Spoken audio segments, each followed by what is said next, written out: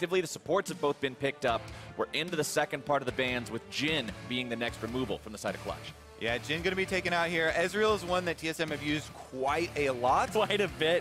With what TSM are showing right now, though, they have a lot of hard engage. You have the Scion ultimate to go with Olaf, and Abyssal Voyage has been used very effectively for a lot of early game sort of cross-map plays, trying to pick people off. So it definitely looks like TSM are kind of doubling down on that strategy, whereas Clutch Gaming on their side, much more kind of standard setup for them, right? They're going to try and shove down towers with Caitlyn and then rely on a strong front line to 5-on-5 later in the game. And they went for some bans here that have a little bit of scaling to them and can hold up in the lane phase in terms of range. But the Ezreal is something that, like you were talking about, Kobe, Sven has gone towards time and time again.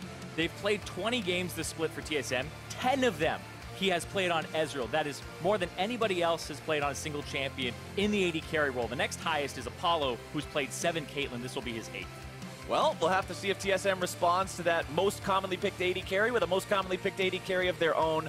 Jhin and Kog removed, Cassiopeia and Camille off the board from TSM's bans, and it looks like Clutch Gaming decided to grab Gnar for themselves. Yeah, pretty good all-arounder for the top side, even if the Scion does end up getting flex. And yeah, that means that you can kind of counter it with some other things, but with the Camille banned out, you feel pretty safe in that top side.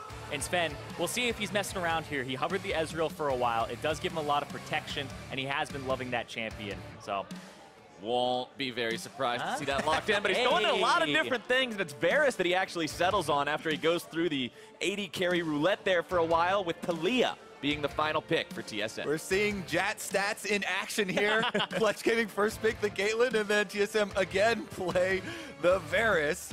Looks like we are going to have even more roaming. So yeah, TSM, they showed it very early on with the Olaf pick, but they have kept to this strategy in their draft phase, and it looks like there's going to be a lot of early gameplay and a lot of movement from this team. Febiven, though, with the big upset pick here. LeBlanc going to try and put a stop to Bjergsen. Maybe we see Lyra with a lot of action around that mid lane. If there's a way that you make a statement in your first quarterfinal game, it's by picking LeBlanc into Bjergsen and saying, I'm going to carry this game. And this is something that he must have had in his back pocket because he has not played it at all this split.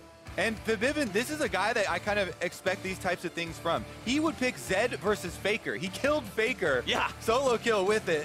You know, this guy has definitely had success on as well. That's why he runs past wards, he runs past minions, doesn't care if they see him coming. Bjergsen taking some damage from Febiven here again. Over the wall comes the axe. Lyra going in with a flash, looking to make the damage happen, and Febiven is caught down. First blood to Mike Young. Mike Young, very aggressive play from him there. He was there to protect Bjergsen because that's where you expect Clutch to get that kill, and he turns it around. Oh my goodness, now he's going to go in, take out the blue buff as well. You were looking for yeah, Lyra to at least get a great early split. Predator still made it happen, but now it's bottom lane that TSM are looking to make these moves go down. Mike Young going to be tanking things up here at the start. Pops the Ragnarok. Apollo is history. Bjergsen grabs the kill, and TSM gets out easy. Yeah, the roaming is beginning here from TSM. They actually don't even expend either of those ultimates to try and go for this. Just walk their way down, pick up their kill onto Apollo. They even got on, so definitely going to see what sort of defensive play Clutch Gaming can try and have. Rift Herald, though, has been popped on the bottom side. This is after a Mountain Drake pickup, and looks like Clutch Gaming are going for the top side play. All right, Clutch won't bother trying to defend bottom. Instead, they're looking to make a counterattack in the top lane. Hanser wanting to get away, but he still goes down.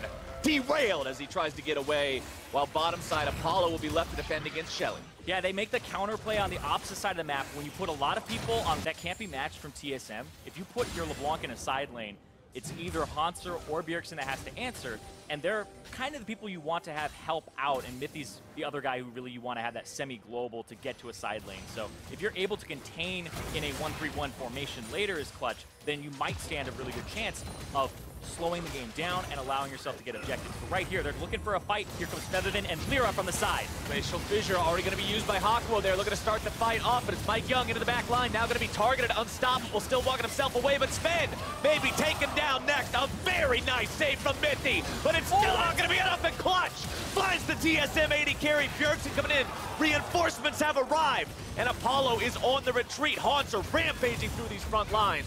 Solo has to hop himself away. TSM still looking to maybe make something else happen here, having to back away now. Mana gone on Bjergsen. That is a one fight for Clutch Gaming. They get exactly what they want, that bottom lane, and they end up getting away with slivers. And it's all because TSM had Hanser on the bottom half of the map with no teleport. He tries to use a Scion ultimate to go all the way up the river, and he does arrive in the end to get, a counter kill there for TSM.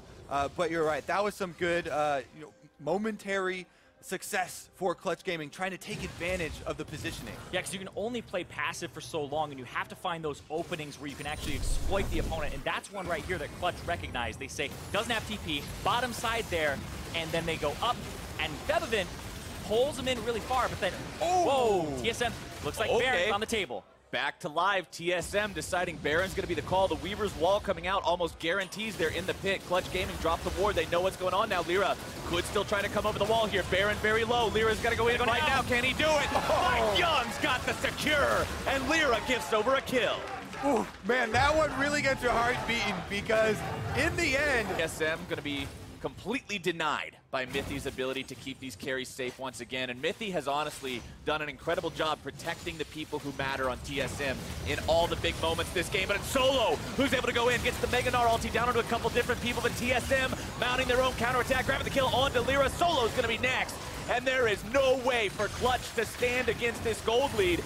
Bebevin in retreat, Hakuo still alive, but almost completely out of mana. Apollo backing up to the safety of the Nexus turrets. He's got a hell of a task to defend this one here now as TSM moves all 5 members towards the mid lane. They've got the minion wave. The inhibitor turret will fall. Inhibitor now as well. And that means double super minions in every single lane. If the game doesn't end here, it is going to be one hell of a challenge for Clutch Gaming. And they're right on it. Bebevin gets knocked in.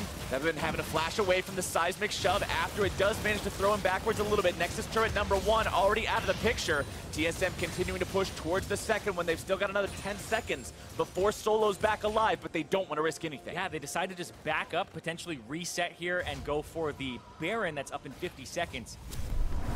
And that's a very kind of safe call here. I like this where Hakuho blocks the wall so everybody can actually walk around after. But Clutch are just so far behind that this fight is just overwhelmingly in TSM's favor, even when Bebevin jumps on Bjergsen in the back. Yeah, Bjergsen got a nice seismic shove there as well. Huge chunk on that front line. And they're easily able to, deal with most amount of damage. They're going to get the Olaf ultimate down now as well, but Mike Young's decided to go in, find some damage of his own. TSM just continuing to zone Clutch Gaming away, giving Sven that free firing time onto the respawned inhibitor.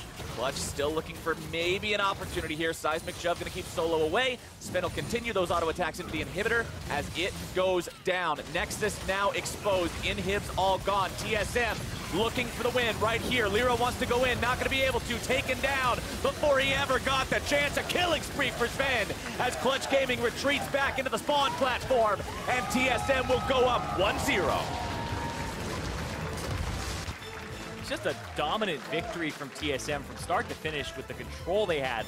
I felt like Lyra didn't even get to play League of Legends. Yeah, biggest thing about this game is that TSM show they can play around the super